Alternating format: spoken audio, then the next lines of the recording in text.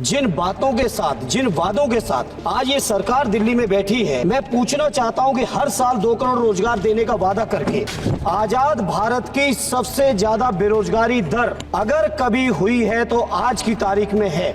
लेकिन वित्त मंत्री जी, इस मुद्दे पर कभी आपकी बात नहीं निकलती है।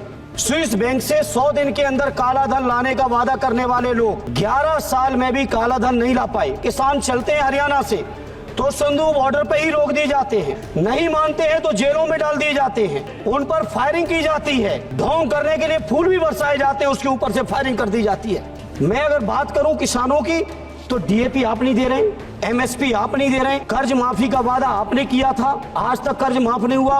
अगर कोई बड़े उद्योगपति हैं तो उनके लाखों करोड़ कर्ज माफ होंगे। अगर किसानों के ऊपर कहीं 10-20 हजार रुपए भी छूटता है तो उनके लिए पुलिस से वसूली कराई जाती है आपकी सरकार के माध्यम से। धन्यवाद सभापति जी। सभापति जी, माननीय वित्त मंत्री जी द्वारा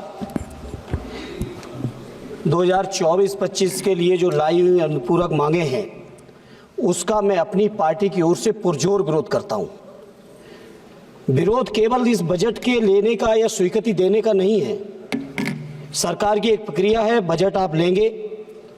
सवाल इस बात का है सभापति जी कि जिस मुद्दों पर, जिन बातों के साथ, जिन वादों के साथ आज ये सरकार दिल्ली में बैठी है, मैं पूछना चाहता हूं कि हर साल 2 करोड़ रोजगार देने का वादा करके आजाद भारत की सबसे ज्यादा बेरोजगारी दर अगर कभी हुई है तो आज की तारीख में है। लेकिन वित्त मंत्री जी, इस मुद्दे पर कभी आपकी बात नहीं निकलती है। पप्पू भाई चर्चा कर रहे थे काले धन की, मैं उनकी बात का समर्थन करता हूं। स्विस बैंक से 100 दिन के अंदर काला धन लाने का वादा करने वाले लोग 11 साल में भी काला धन नहीं ला पाए। सभापति जी, हमारे किसान भाइयों को स्वामीनाथन जी की सिफारिशों के अनुरूप उनकी फसलों की लागत का 1.5 गुना समर्थन मूल्य देने का कानूनी वादा करने के बावजूद ये केंद्र की सरकार ने आज तक उस कानून को लागू करना तो बहुत दूर की बात, अगर उसको लागू करने की मांग करने के लिए किसान चलते हैं हरियाणा से तो संदूक बॉर्डर पे ही रोक दिए जाते हैं, नहीं मानते हैं तो जेलों में डाल दिए जाते हैं, उन पर फायरिंग की जाती है, ढोंग करने के लिए फूल भी बरसाए जाते हैं, उसके ऊपर से फायरिंग कर दी जाती है।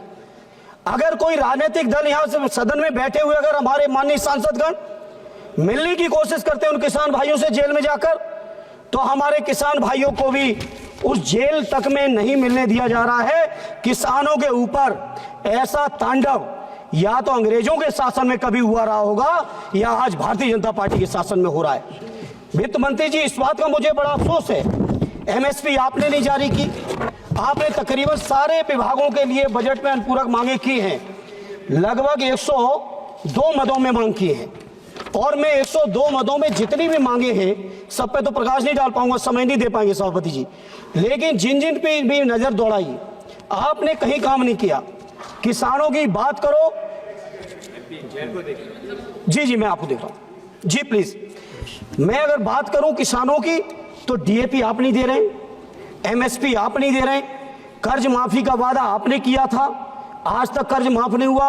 अगर कोई बड़े उद्योगपति हैं तो उनके लाखों करोड़ कर्ज माफ होंगे। अगर किसानों के ऊपर कहीं 10-20 हजार रुपए भी छूटता है तो उनके लिए पुलिस से वसूली कराई जाती है आपकी सरकार के माध्यम से।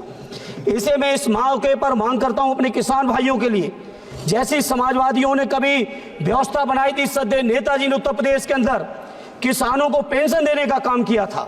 हम चाहते हैं केंद्र सरकार हमारे किसानों को भी पेंशन दे, हमारे मजदूरों को भी पेंशन दे।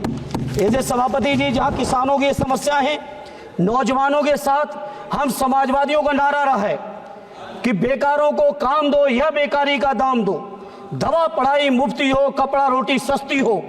मैं अपने नौजवानों के लिए मांग करता हूं केंद्र की सरकार से कि प्राइमरी से लेके, नर्सरी से लेके और पोस्ट ग्रेजुएशन और रिसर्च तक की हमारे नौजवानों को पढ़ाई मुफ्त कराई जाए। हमारे नौजवान न केवल पढ़ने के बाद जिस तरह से भटक रहे हैं, रोजगार के नाम पे लाठी खा रहे हैं। इलाहाबाद में अलग लाठी चल रही है, लखनऊ में 69,000 शिक्षक अलग लाठी खा रहे हैं, देश के अलग अलग इलाकों में अलग अलग लाठी खा रहे हैं। उनके नौजवानों को लाठी ना मिले बल्कि सरकार की ओर से नियुक्ति पत्र मिले, ये हमारी आपसे प्रार्थना है। आज उत्तर प्रदेश के अंदर अकेले हम बात करें 2 लाख से ज्यादा शिक्षकों के पद खाली पड़े हैं, तो ये केंद्र की सरकार के लोग जवाब दें, आखिर उन पदों को कब भरने का काम करेंगे। पेट्रोलियम के दाम के नाम पर लगातार, ये सही है कि प्रधानमंत्री जी की बात का विश्वास देश की जनता ने किया, उनकी बातें, उनके भाषण पे लोगों ने भरोसा किया, हमें विपक्ष के होने के बावजूद स्वीकार करने में संकोच नहीं है। लेकिन वित्त मंत्री जी जब इतना भरोसा किया है तो आखिर उस भरोसे को पूरा करने की जिम्मेदारी किसकी है। इसलिए मैं आज आपसे कहना चाहता हूं, पेट्रोलियम के दामों का सवाल है, कृपया जब यूपीए की सरकार थी सभापति जी तो बहुत लंबी लंबी बातें की गई। उस समय पेट्रोल का दाम केवल 70 रुपए था 14 में, और आज बढ़ के 100 रुपए हो गया। सभापति जी अभी तो शुरुआत कर पाए हैं, कृपा करिए। डीजल का दाम केवल 57 रुपए था उस समय, आज 90 रुपए है। सभापति जी इसी तरह से नहीं, I will decide whether it is a warning or final. I will decide, please. No, I have given him a lot of opportunities. I am giving you 30 seconds. Please conclude. Okay, 1 minute. Please conclude. Gas का दाम 1200 था, 400 था, आज 1200 हो गया है। इसी तरह से पेट्रोलियम से लेके तमाम चीजें, प्रधानमंत्री राहत कोष के लिए मैं प्रार्थना करूंगा माननीय वित्त मंत्री जी। हेलो, हम लोग सांसद लोग चिट्ठी लिखते हैं, सभापति जी आप भी झेलते होंगे, 30-40 लाख लोगों की आबादी है और केवल 35 लोगों के लिए कंसीडरेशन होता है।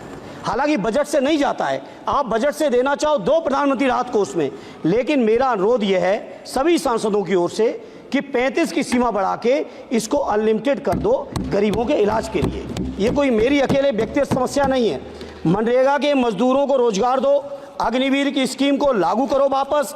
इसी तरह से रोजगार सेवक, आंगनबाड़ी, आशा बहुएं, पंचायत सहायक, शिक्षा मित्र, अनुदेशक, रसोईया से लेकर जितने संविदा कर्मी हैं, उन संविदा कर्मियों का मानदेय बढ़ाओ, उनको स्थायी करो। और एक आजमगढ़ की जो मेरा अपना संसदीय क्षेत्र है, लगातार मैं वित्त मंत्री जी कह रहा हूं सदन के माध्यम से, जब तक मांग पूरी नहीं होगी मैं लगातार इस मांग को विशाल पाटिल जी, जिन बातों के साथ, जिन वादों के साथ आज ये सरकार दिल्ली में बैठी है, मैं पूछना चाहता हूं कि हर साल 2 करोड़ रोजगार देने का वादा करके आजाद भारत की सबसे ज्यादा बेरोजगारी दर अगर कभी हुई है तो आज की तारीख में है।